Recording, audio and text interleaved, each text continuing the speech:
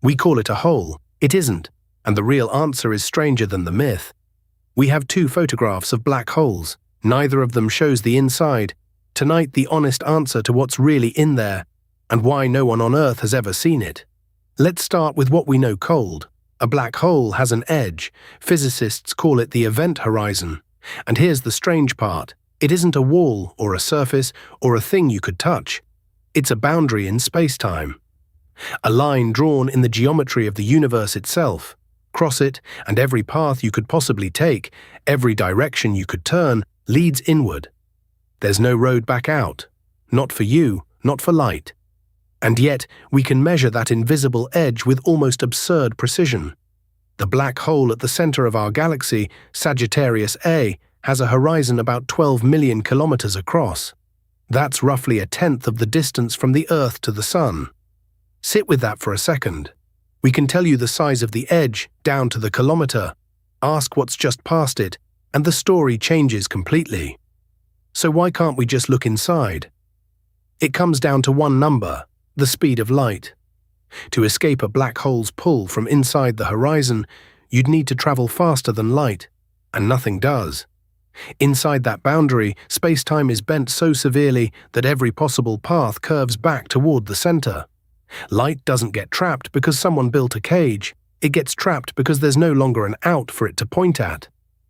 And here's the honest hook of this whole video. Nobody has ever seen the inside of a black hole. Not with a telescope, not with a probe, not with anything.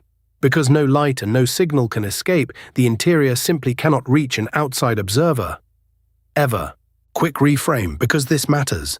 Every famous black hole image you've seen, M87, Sagittarius A, shows gas and light outside the horizon. The glowing ring, never the inside. The black part isn't a photo of the interior. It's the shadow of a place light can't leave. Now, that glowing ring is doing something incredible on its own. Around the black hole sits a swirl of superheated gas, the accretion disk, friction tearing it apart until it blazes in X-ray, infrared, and radio. That's how we find these things at all, because the black hole itself gives off no light. And just outside the horizon, there's a place called the photon sphere, where gravity is so intense that light itself can fall into orbit, circling the black hole like a moon made of pure radiance. Bend that light, and you get the bright ring in the photograph, which brings us to a genuine landmark. On April 10, 2019, the Event Horizon Telescope did something humans had never done. It released the first direct image of a black hole. M87, 55 million light-years away, 6.5 billion times the mass of our Sun. To capture it, 8 radio telescopes across the planet worked as a single Earth-sized eye. A pattern interrupt worth holding on to. We didn't draw that black hole. We photographed it. So what if you went in? You've heard the word spaghettification. Stephen Hawking made it famous.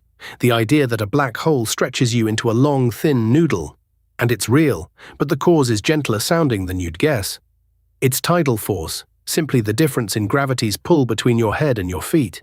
The exact same physics that raises the ocean tides on Earth turned up to something monstrous. Here's the counterintuitive twist. For a supermassive black hole, the pull at the horizon is so spread out that you could cross the edge completely intact, feeling nothing unusual at the moment of no return.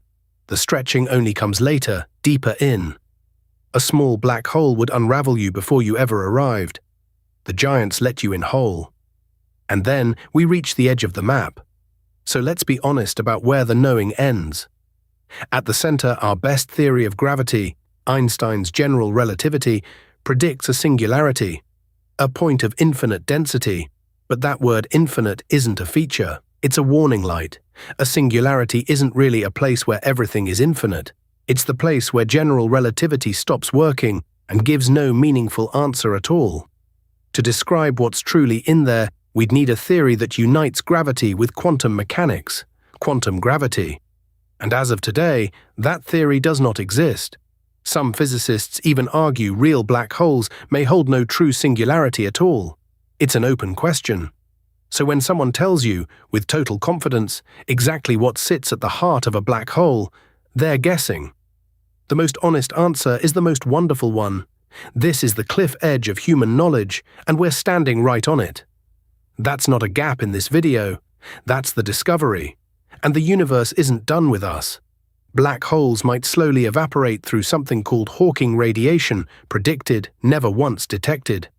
And whether the information that falls in is destroyed forever is still an open paradox in 2026. If you like your Wonder Honest, clearly marked what we know from what we only suspect, I've put together a free one-page cheat sheet, The Honest Cosmos. The link's in the description, because the best part of the universe isn't the part we've solved. It's the edge, where the knowing ends and the awe begins.